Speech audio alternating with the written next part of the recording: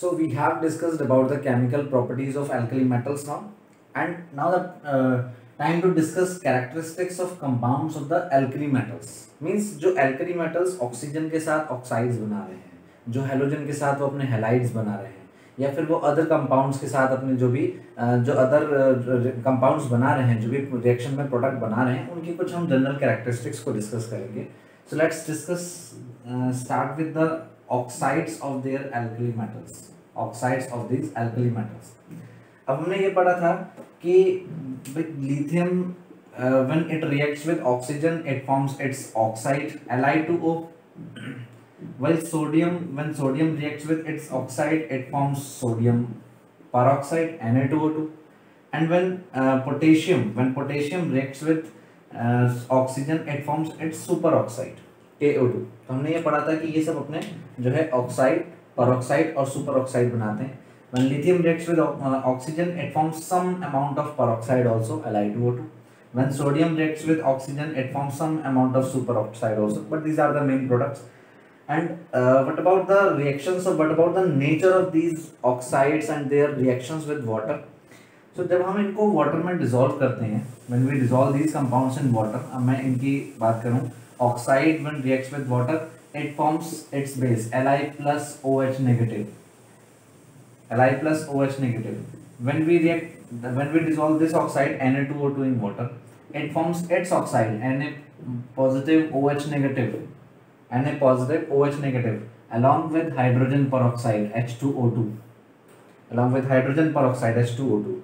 When this KO2 reacts with water, it forms its base KOH along with H2O2 and with O2 also. So you can see the common product is their base LiOH, NaOH, KOH, and similarly the RB and CS they form their superoxides, and in water they will form the same products RbOH, CSOH with H2O2 and O2.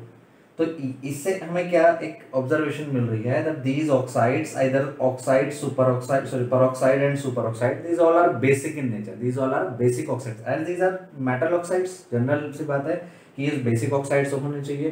क्यों? क्योंकि water में dissolve करने पर ये अपने strong bases देते हैं, ये एल्कली देते हैं.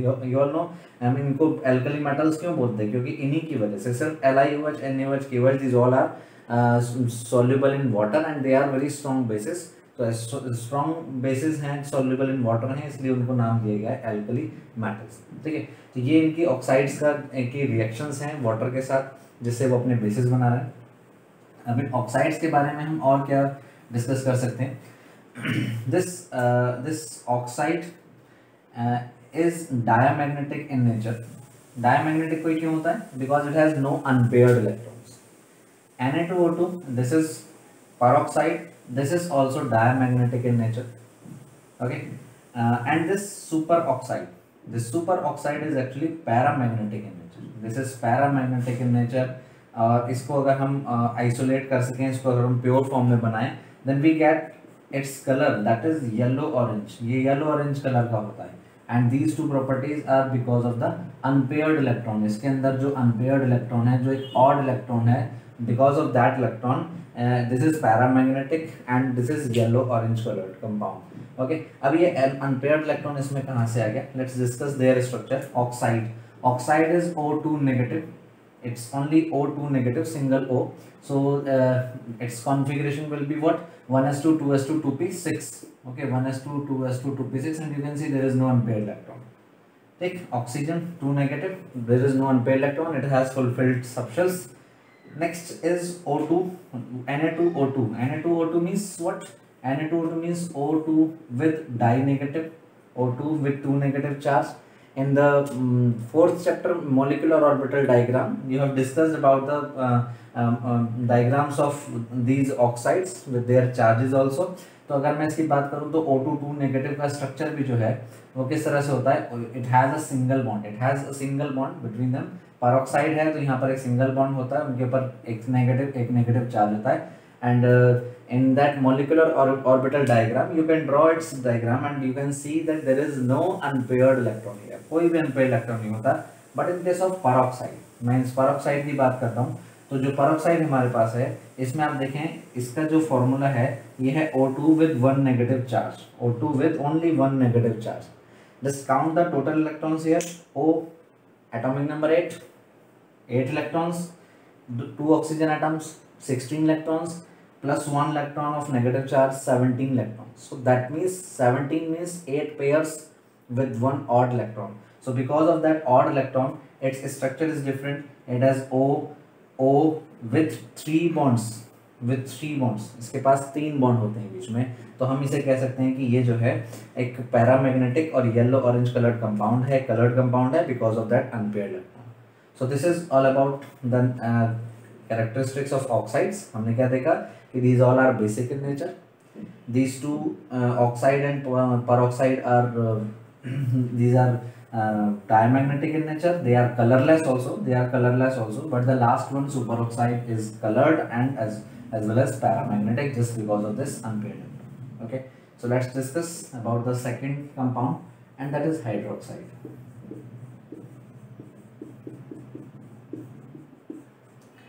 हाइड्रोक्साइड, अब हमने अभी पढ़ा कि these oxide when dissolved in water they form their hydroxide.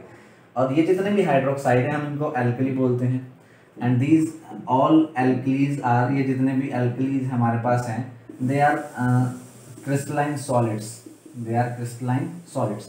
You will read about it in your 12th class in the detail. Crystalline solid, मैं इसको शॉर्ट में बता देता हूँ. What is the meaning of this crystalline solid? You know, in solid all the atoms are closely packed. Okay, जब in solid atoms को जो closely pack होते हैं, अगर आप एक पर्टिकुलर ज्योमेट्री में बना रहे हैं, एक पर्टिकुलर ज्योमेट्री, एक पर्टिकुलर अरेंजमेंट प्रोवाइड कर रहे हैं, that arrangement is called crystalline nature. Okay, that arrangement is crystalline nature. और अगर आप इस अरेंजमेंट को कुछ इस तरह से बना रहे हैं, that there is no arrangement, there is irregular arrangement. Okay, that type of arrangement is called amorphous arrangement. This is amorphous, this is crystalline. So these all alkalis are these all hydroxides are crystalline solids. ये सब अपने crystalline nature में होते हैं, means perfect geometry दिखाते हैं अपने solid state. Okay, ये जितने भी alkalis हैं ये सब strong bases हैं, ठीक है, ये सब स्ट्रॉन्ग बेसिस हैं. और अगर हम कंपेयर करें किसी और ग्रुप के एल्कलीज से, तो ये जो एल्कलीज हैं ये सबसे स्ट्रॉन्ग बेसिस हैं. You know, in lab NaOH, KOH, these are generally used as the strong bases. तो ये बहुत स्ट्रॉन्ग बेसिस हैं अगर हम एल्कलीज की बात करते हैं तो. And their basic nature increases down the group, means from LiOH to CSOH, their basic nature also increases. Why? Because you know, from Li to CS they have the tendency to their cation easily, means वो जल्दी से वहाँ से bond break करना चाहते हैं. ठीक है, CS पॉजिटिव और OH नेगेटिव जल्दी से वो सेपरेट हो जाएंगे. सो the basic character also increases down the group. जो इनकी लैटिस एंथैल्पी है, हम भी कह सकते हैं, वो भी नीचे जाते हुए डिक्रीज करती है और इजीली वो अपने हाइड्रोक्साइड्स प्रोवाइड करते हैं. So the basic character increases from LiOH to CSOH. Okay, the next property is these solids. हमने कहा कि जैसे ये सारे क्रिस्टलाइन सॉलिड्स हैं, ठीक है, लेकिन सपोज कीजिए मैंने क्या किया, लैब के अंदर NaOH का या KOH का बॉक्स है, उसे ओपन रख दिया, तो मैं क्या ऑब्जर्व करूंगा कि वो मॉइस्चर एब्जॉर्ब कर लेता है. वो मॉइस्चर को एब्जॉर्ब कर लेगा और कुछ टाइम बाद स्लोली वो क्या होगा, वो अपनी लिक्विड फॉर्म में कन्वर्ट हो जाएगा. ठीक है, वो एक लिक्विड फॉर्म की तरह कन्वर्ट हो जाएगा. That means it is deliquescent in nature. This is deliquescent in nature. That means it absorb the moisture. ठीक है, ये एब्जॉर्ब मॉइस्चर को एब्जॉर्ब करने की टेंडेंसी रखते हैं, जैसे NaOH या KOH को जनरली, क्योंकि हम लैब में जनरली यही यूज करते हैं because they are most abundant elements, sodium and potassium in this group. अब एक और इनकी प्रॉपर्टी ये है कि when we dissolve them in water, जब सपोज मैं NaOH को सोल्यूशन बनाना चाहता हूँ and I am dissolving this in water, NaOH को वाटर में डिसॉल्व किया to make a solution, that reaction is exothermic as it is producing large amount of heat. वो एक काफ़ी ज़्यादा अमाउंट में हीट प्रोड्यूस करता है, इसलिए जो है वहाँ पर वो एक एक्सोथर्मिक प्रोसेस है. एंड एक्सोथर्मिक प्रोसेस क्यों हो रहा है, क्योंकि जब वो आयंस में ब्रेक हो रहा है, there is large solvation here. Because of that solvation, क्योंकि हम सॉल्वेशन मीन्स हाइड्रेशन हियर, और सॉल्वेशन और hydration, large amount of water molecules are surrounding the positive and negative ion and they are producing a lot of heat. So we are getting exothermic reactions when we dissolve them in water. The next compound of alkali metals are halides. They are halides. And in the chemical reactions, we discussed that their halides have the general formula Mx, where Mx represents like NaCl, KCl, KBr, NaBr, LiBr. इस तरह के जो है halides हमें मिलते हैं. General जो formula है that is Mx.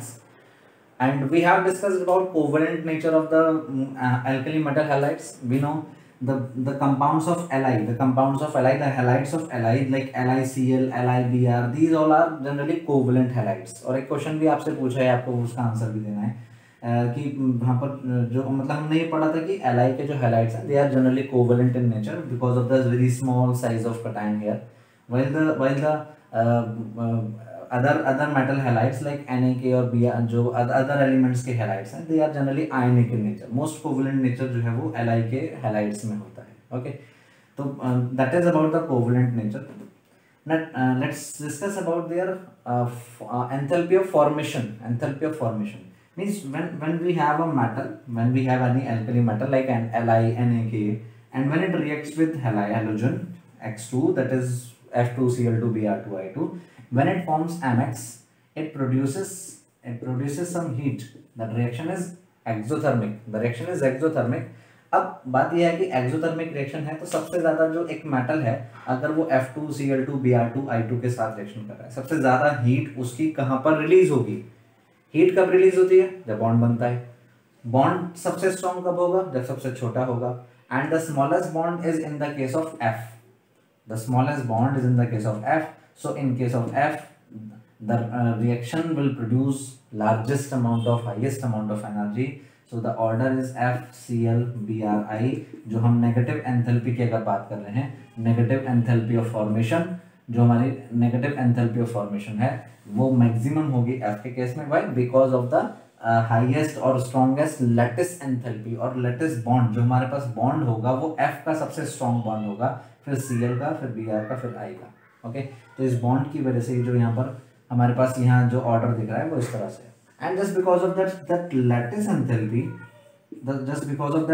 Lattice enthalpy जो यहाँ पर अगर मैं बात करता हूँ मेल्टिंग पॉइंट और बॉइलिंग पॉइंट की, मेल्टिंग पॉइंट और बॉइलिंग पॉइंट की बात करता हूँ, उसमें भी जनरल ऑर्डर हमें यही दिखता है MF, then MCl, then MBr and then Mi. जो मेरे पास बॉइलिंग पॉइंट और मेल्टिंग पॉइंट का ऑर्डर आता है वो भी यही आता है. लैटिस एंथैल्पी क्योंकि F सबसे स्मॉल एटम है तो स्मॉल आयन की जो लैटिस एंथैल्पी होती है वो सबसे ज़्यादा होती है. Lattice enthalpy means to break the compound into its ions, वो सबसे ज़्यादा होगी यहाँ पर. उसके बाद वो धीरे धीरे डिक्रीज करेगी. जितना छोटा कटायन होता है उसकी, जितना छोटा कटायन एनायन होते हैं उनकी लैटिस एंथैल्पी उतनी ज़्यादा होती है. एंड और अगर मैं मेटल के केस में भी ऑब्जर्व करूँ तो जितना छोटा कटायन होगा उसकी लैटिस एंथैल्पी भी उतनी ही ज़्यादा होगी. Means in case of different alkali metals. Okay, तो ये बात थी इनकी फॉर्मेशन एंथैल्पी की. ये बात हो गई इनकी जो है हमारे पास मेल्टिंग पॉइंट और बॉइलिंग पॉइंट की, कि मेल्टिंग पॉइंट और बॉइलिंग पॉइंट जो है उनका ऑर्डर भी इसी तरह चलेगा. ठीक है, वो ऑर्डर भी इसी तरह चलेगा. अब बात करते हैं इनकी सॉल्युबिलिटी की, कि ये वाटर में कितने सॉल्युबल होंगे और कितने सॉल्युबल नहीं होंगे. ओके, तो सॉल्युबिलिटी दो बातों पे डिपेंड करती है. सॉल्युबिलिटी दो बातों पे डिपेंड करती है और वो दो एंथैल्पीज कौन सी हैं? दो एंथैल्पीज कौन सी हैं? मैं किसी भी एल्कली हैलाइड को जब वाटर में डिसॉल्व करूंगा तो जब ये वाटर में जाएगा तो इसके आयंस कितनी जल्दी ब्रेक हो सकते हैं, इसके आयंस कितनी जल्दी ब्रेक हो सकते हैं अपने कटायन में और अपने अनायन में. M पॉजिटिव में और X नेगेटिव में वो कितनी जल्दी ब्रेक होंगे. And that depends on lattice enthalpy. जितनी ज़्यादा लैटिस एंथैल्पी होगी उतनी ही वहाँ पर कम सॉल्युबिलिटी होगी. बिकॉज जो बॉन्ड होगा अगर वो ब्रेक नहीं होगा तो वो आयंस में डिसोसिएट नहीं होगा तो कंपाउंड आयन डिसॉल्व नहीं हो पाएगा. ओके, सेकेंड थिंग, सो हमने पढ़ लिया कि it depends on lattice enthalpy. जितनी ज़्यादा लैटिस एंथैल्पी होगी सॉल्युबिलिटी उतनी ही कम होगी. So that means solubility is inversely proportional to lattice enthalpy. Okay, and the second thing is solubility is directly proportional to hydration enthalpy. कि अगर ये Mx में डिसोसिएट हो जाता है, if it will dissociate into Mx, it will be hydrated और solvated by the water molecules. Water molecules जितना ज़्यादा उसको हाइड्रेट करेंगे उतनी ज़्यादा अमाउंट में एनर्जी रिलीज होगी और उतना ही वो ज़्यादा सॉल्युबल कंसीडर होगा. so that solubility is directly proportional to hydration enthalpy. Okay, and one thing is both lattice enthalpy and hydration enthalpy are maximum for small ions, दोनों के केस में सबसे ज्यादा होती है। तो हम यहाँ पर क्या नेचर क्या यहाँ पर एक स्पेशल जो है हम देख रहे हैं, जो सबसे छोटा कटायन है हमारे पास कौन सा है, Li, सबसे छोटा अनायन कौन सा है, F।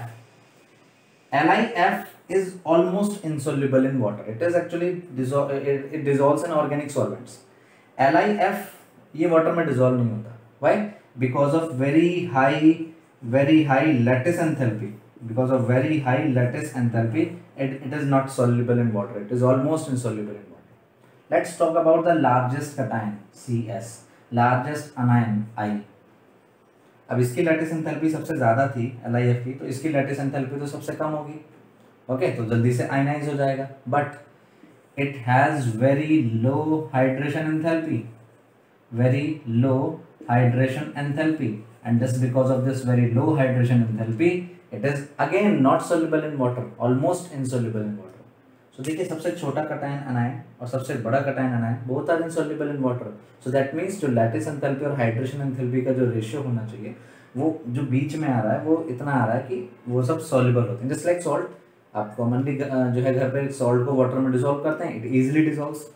ओके, तो ये जो है हमारे पास एक बहुत अच्छा ऑब्जर्वेशन है कि सबसे छोटा और सबसे बड़ा जो हमारे पास एल्कली मेटल हैलाइड है, both are insoluble in water. The fourth type of compounds of alkali metals are salts of oxo acids. Now first of all what are oxo acids, ये क्या होते हैं oxo acids? As the name suggest these are acids, means they will donate their H positive ion in aqueous solution. What is oxo here? If the donating H is attached on oxygen atom in any acid, so that type of acid is called oxo acid. OH को देखकर आप ये confuse मत होइएगा कि ये base है। Okay, because base के लिए यहाँ पर एक मेटल का होना जरूरी है, जस्ट लाइक NaOH, बट यहाँ पर बेस नहीं होता, यहाँ पर भी एक नॉन मेटल ही होता है। Okay, so these type of acids are called oxo acids. For example H2SO4, structure क्या होता है, S double bond O single bond OH single bond OH. So its donating H are attached on oxygen atom. This is an oxo acid. HCl, इसमें जो H है वो O पे attach नहीं है, this is acid, but its H is not attached on O, so this is not an oxo acid. Okay, H2SO4 is an oxo acid. H2CO3, similarly H are attached on oxygen atom, so it is oxo acid. Okay, so if their H atoms are replaced by the alkali metals, means by Li, Na, K, so these form salts of oxo acids. Okay, so what are the examples of oxo acids? M2SO4, M2CO3 or MHCO3. These are the examples of salts of oxo acids, where M represents any alkali metal. So M2SO4, M2CO3, MHCO3, these are the general oxo acids, like Na2SO4, K2SO4, like K2CO3, Li2CO3, okay, LiHCO3. These are the examples of these salts of oxo acids. Okay, what about their properties? हमें यहाँ पर इसमें ये discuss करना है कि जो mainly हमारे पास कार्बोनेट्स और बाइकार्बोनेट्स हैं, उनकी stability down the group increase करती है या डिक्रीज करती है। As we know from lithium to caesium the electropositive character increases. Electropositive character जो है वो इंक्रीज करता है, जो इलेक्ट्रोपॉजिटिव कैरेक्टर इंक्रीज करता है, and that's why the stability of carbonates and bicarbonates it increases down the group, क्योंकि जो इलेक्ट्रोपॉजिटिव कैरेक्टर जितना ज्यादा होगा वहां पर बॉन्ड उतना ज्यादा बढ़िया बनेगा, तो इसलिए जो है वहां पर इलेक्ट्रोपॉजिटिव कैरेक्टर इंक्रीज होने से जो स्टेबिलिटी है किसकी, कार्बोनेट्स की और बाइकार्बोनेट्स की, ये इंक्रीज होती है from lithium to caesium, and that's why the lithium carbonate is not very stable. Lithium carbonate is not very thermally stable, we can say. Means when we heat this compound, it easily dissociates into its oxide and gives carbon dioxide. It gives its oxide Li2O along with the carbon dioxide gas. Okay, so this compound is not very stable, and even the hydrogen carbonate of this metal means lithium bicarbonate or lithium hydrogen carbonate. It doesn't exist in the solid state. ये तो exist ही नहीं करता, ठीक है, ये exist नहीं करता और ये बहुत जल्दी ये ब्रेक भी हो जाता है। तो हम यहाँ पर बात करेंगे कि जो हमने यहाँ पर क्या डिस्कस किया कि जो डाउन द ग्रुप जाते हुए इन ऑक्सो एसिड्स की जो स्टेबिलिटी है वो इंक्रीज करती है। Okay, so this is about the compounds of alkali metals. And now let's talk about the characteristics of the compounds of group 2 elements. Now this is for alkaline earth metals, and the first type of compounds, first compounds of alkaline earth metals are their oxides. Their oxides means when these metals react with oxygen. In the previous video we discussed about their oxides, that these metals they react with oxygen to form their metal oxides of the formula MO, except for barium where it forms MO2 type compound, that is peroxide, MO2 बनाता है। Here it forms MO type, जितने भी हैं हमारे पास beryllium से लेकर strontium तक, they all form MO type oxide। अब इनके नेचर के बारे में बात करते हैं। MO, the first property is that only the beryllium oxide is here covalent in nature. It is covalent in nature, while all other metal oxides, they are ionic in nature and they possess a structure just like common salt, NaCl। उनका जो structure है वो NaCl structure की तरह होता है। इसका क्या मतलब है NaCl स्ट्रक्चर की तरह? This is mainly based on solid state, class 12 chapter 1, that crystals, ionic solids, they have some crystalline structure, NaCl structures and CaCl structure. So these metal oxides they have the structure just like the NaCl structure. Okay, rock solid structure जो है वो follow करते हैं। What about their covalent हमने यहाँ पर बात कर ली covalent और ionic nature की। What about their basic nature? As these are metal oxides, we expect that these must be basic in nature, but again we have an exception, and that is again BeO, just because of its small size. It is not basic, it's amphoteric in nature। Covalent character में भी हमारे पास क्या था, as it is very small cation, इस small nature की वजह से ही ये कोवलेंट नेचर का है, बाकी सब आयनिक नेचर के हैं, as it is clear from the Fajans rule. BeO is amphoteric in nature, while all other metal oxides are basic in nature। बाकी जितने भी metal oxides हैं they all are basic in nature, only this oxide is amphoteric in nature। Means amphoteric means what? It reacts with acid as well as base। That means BeO can react with acid like HCl to form its salt BeCl2 along with water। BeO can react with NaOH base to form its complex salt, that is Na2BeO2, its complex salt Na2BeO2 along with water। So these are the products ये हमारे पास बनते हैं when these metals they react with metal oxides, this beryllium oxide reacts with acid and base। So because this is amphoteric, it can behave like base when it reacts with acid, it can behave like acid when it reacts with base। ये दोनों तरह के nature हमारे पास show करता है। while other metal oxides they form their base, they form their alkalis when they are dissolved in water। जब हम उनको वाटर में डिसॉल्व करते हैं वो अपने alkalis बनाते हैं। so this is the property and one thing more, जब हम डाउन द ग्रुप जाते हैं from beryllium oxide to barium oxide, their basic nature increases as it is amphoteric in nature। it shows both character, basic as well as acidic, and from this oxide to barium oxide, the basic character of the oxide, this basic character increases। ये जो है increase करता है। क्यों increase कर रहा है? क्योंकि यहाँ पर जो इलेक्ट्रॉन को लूज करने की टेंडेंसी increase हो रही है, तो इसलिए जो है वो अपने बेसिक कैरेक्टर को भी जल्दी से इंक्रीज करते हैं, ठीक है, जिससे वो जो है वो अपने कटायंस इजीली बना सकें। Okay, so this is about the oxides. Now let's talk about hydroxides. अब हम बात करते हैं हाइड्रोक्साइड्स की।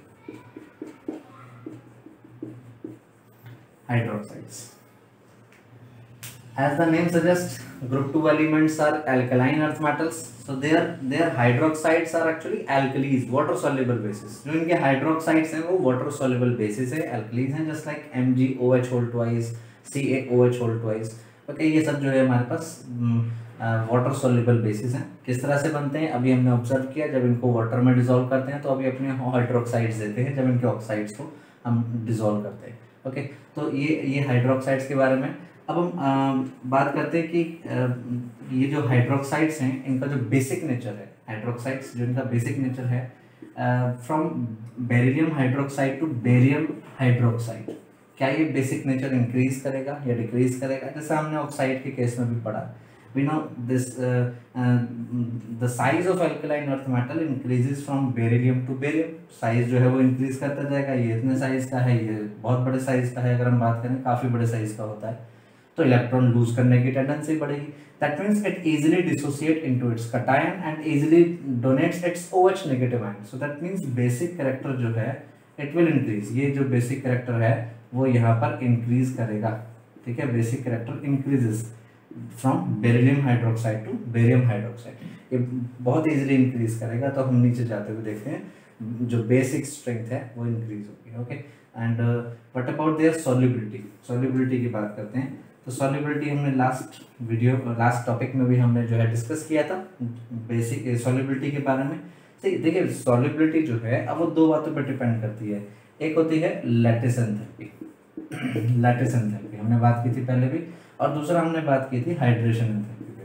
Lattice enthalpy and hydration enthalpy. Lattice enthalpy means जब मैं किसी हाइड्रोक्साइड को वाटर में डिसॉल्व कर रहा हूँ. Okay, metal hydroxide, when I will dissolve this metal hydroxide in water, it will dissociate into ions. For that we need some energy to break the bond between M and OH, that is called lattice enthalpy. तो इसको break करने के लिए lattice enthalpy चाहिए. And when this compound will dissociate into ions, that will be surrounded by the water molecules. वहाँ से जो energy release होगी वो hydration enthalpy होगी. So one is endothermic, one is exothermic, and the result will decide whether this compound is soluble or not. Okay, अगर lattice enthalpy ज्यादा होगी, if the lattice enthalpy is higher than the hydration enthalpy, the compound will be insoluble. वो नहीं dissolve हो पाएगा. क्यों? क्योंकि bond break ही नहीं होगा. ठीक है, बॉन्ड ब्रेक ही नहीं होगा. But if this is reverse, lattice enthalpy is less as compared to hydration enthalpy, the compound will be soluble in water. फिर वो कंपाउंड पानी में soluble हो जाएगा. ठीक है, ये दो बातें डिसाइड करती हैं कि जो कंपाउंड्स हैं वो सॉल्युबल होंगे या नहीं होंगे. Now let's compare these two enthalpies from beryllium hydroxide to barium hydroxide. When we move from left to right, from that means from beryllium to barium in the group, down the group, जो size में increase है, size में increase होने से lattice enthalpy वो decrease करती है, hydration enthalpy वो भी डिक्रीज करती है. Both enthalpies decreases, the decrease down the group, एक साथ डिक्रीज कर रहे हैं. तो अब कौन डिसाइड करेगा कि कंपाउंड सॉल्युबल होगा या नहीं होगा? The decrease in lattice enthalpy is greater as compare to the decrease in hydration enthalpy. Lattice enthalpy में ज्यादा डिक्रीज आ रहा है डाउन द ग्रुप जाते हुए हमारे पास हाइड्रेशन एंथैल्पी के कंपैरिजन में.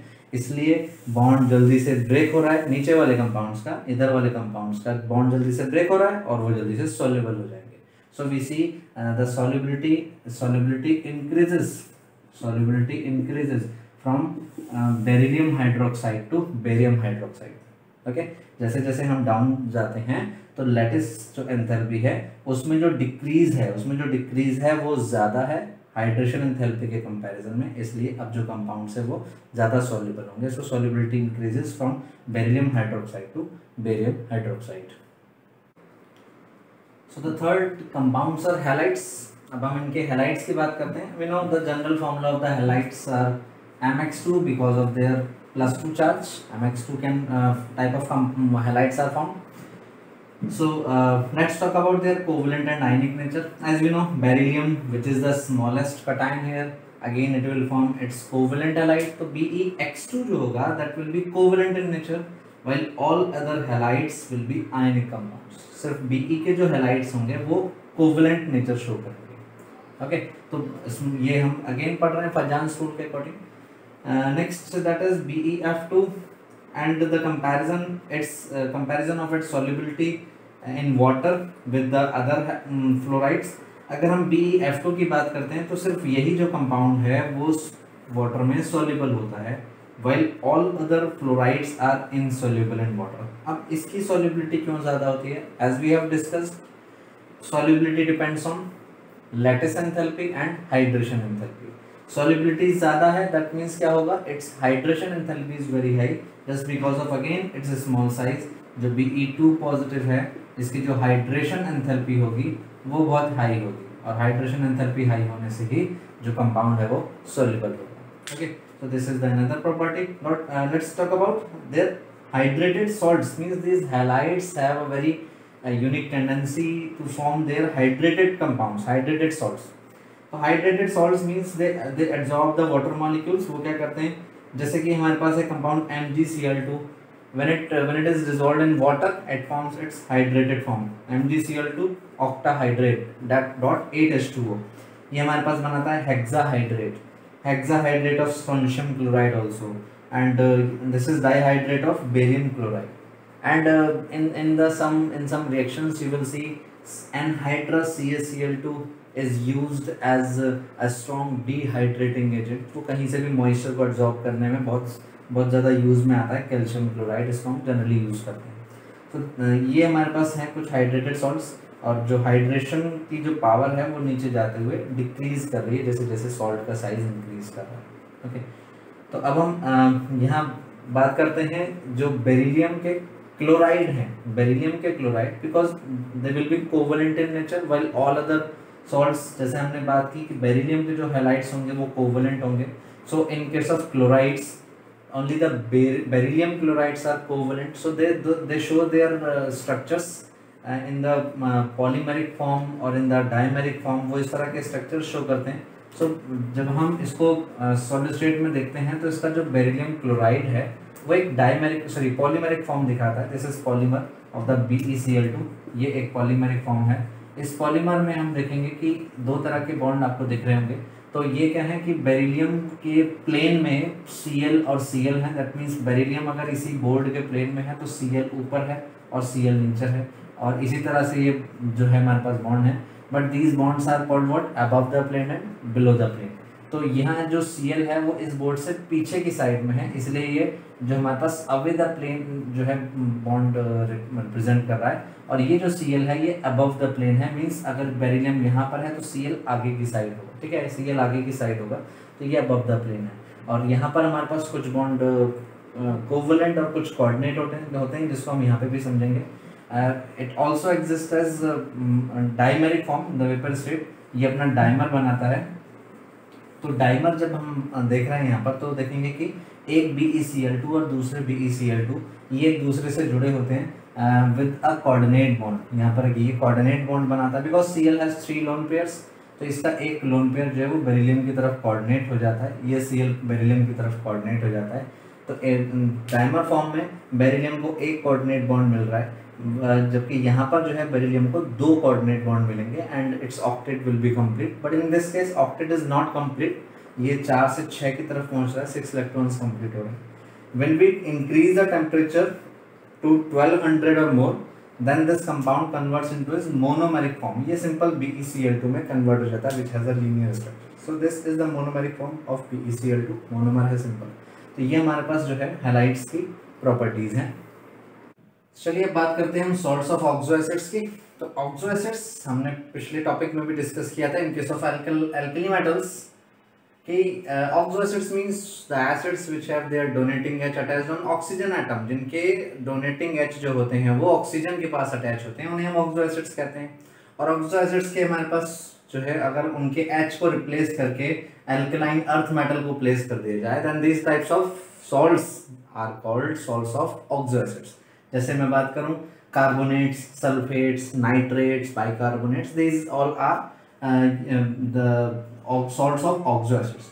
so first of all we have carbonates। we have carbonates, and carbonates means we have CO3 dinegative, and when it is combined with M2 positive of any alkaline earth metal it forms a compound of the type MCO3, that means BeCO3 or MgCO3, CaCO3, SrCO3 और BaCO3 type compound. अब इनकी हम दो properties discuss करेंगे, one is solubility and one is thermal stability.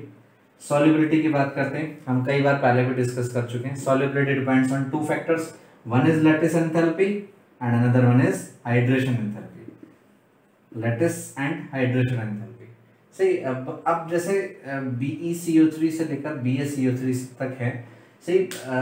when they dissociate into their ions, we can see one is Be2 positive and one is CO3 dinegative ion, which where CO3 dinegative ion is a very large anion, बहुत बड़ा anion है, and just because of this large anion there is no effect on lattice enthalpy when we move from this compound to this compound। मतलब lattice enthalpy में कोई ज्यादा change नहीं है, lattice enthalpy almost same है BeCO3 से BaCO3 तक जाने पर।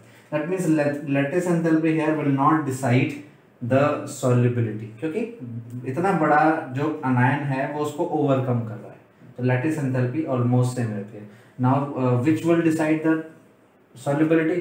Hydration enthalpy. हाइड्रेशन एंथैल्पी सबसे ज्यादा किसकी होती है? स्मॉलेस्ट की।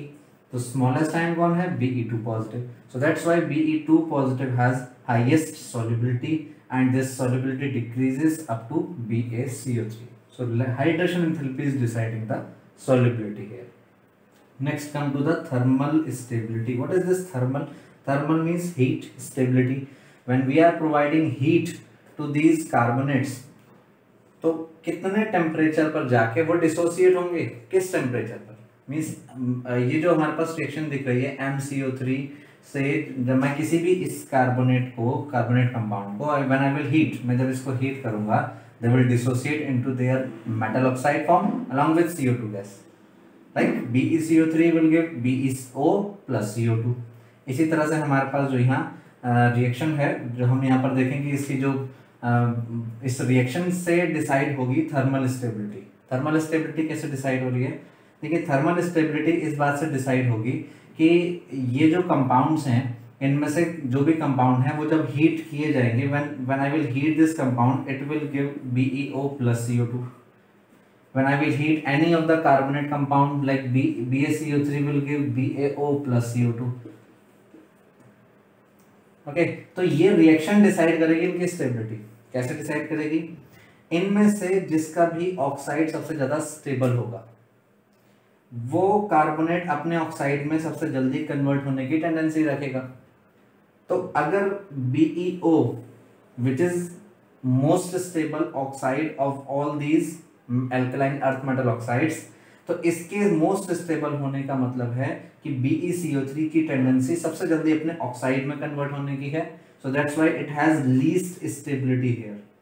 ये अपने ऑक्साइड में सबसे जल्दी, सबसे कम टेम्परेचर पे ही कन्वर्ट हो जाएगा। Why? Because BeO is most stable while BaO is least stable. ये सबसे कम स्टेबल है, तो BaCO3 के अंदर लीस्ट टेंडेंसी होगी अपने ऑक्साइड में कन्वर्ट होने की।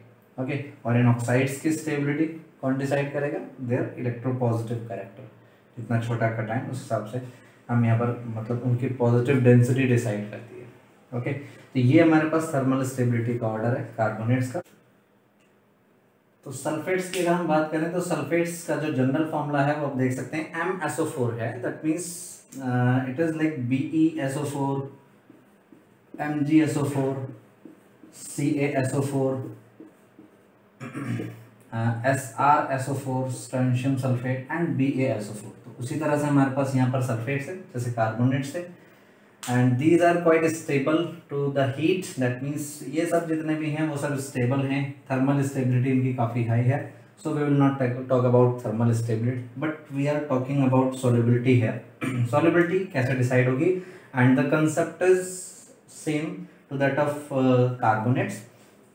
जो हमारे पास सॉल्युबिलिटी है, again it is decreasing from barium sulphate to beryllium sulphate to barium sulphate. बिल्कुल वही कंसेप्ट चलेगा। मैं फिर से वही बात करूंगा कि यहाँ पर भी लैटिस एंथैल्पी डिसाइड नहीं करेगी कि यहाँ सॉल्युबिलिटी कैसे होगी, क्योंकि अगेन जो सल्फेट आयन है वो इतना बड़ा आयन है कि लैटिस एंथैल्पी बेरिलियम से बेरियम तक ऑलमोस्ट सेम रहती है, उस पर कोई ज़्यादा इफेक्ट नहीं पड़ता है। बट जब ये आयंस डिसोसिएट हो जाते हैं उसके बाद जो है जो आयंस बनते हैं उनमें बेरिलियम की जो हाइड्रेशन एंथैल्पी है वो सबसे ज़्यादा होगी, और ये एंथैल्पी डिक्रीज हो रही है फ्रॉम बेरिलियम टू बेरियम, और इसीलिए जो है जो सॉल्युबिलिटी है वो भी डिक्रीज हो रही है from beryllium sulphate to barium sulphate. तो so this is all about sulphates. Let's talk about the last type of compounds and these are nitrates.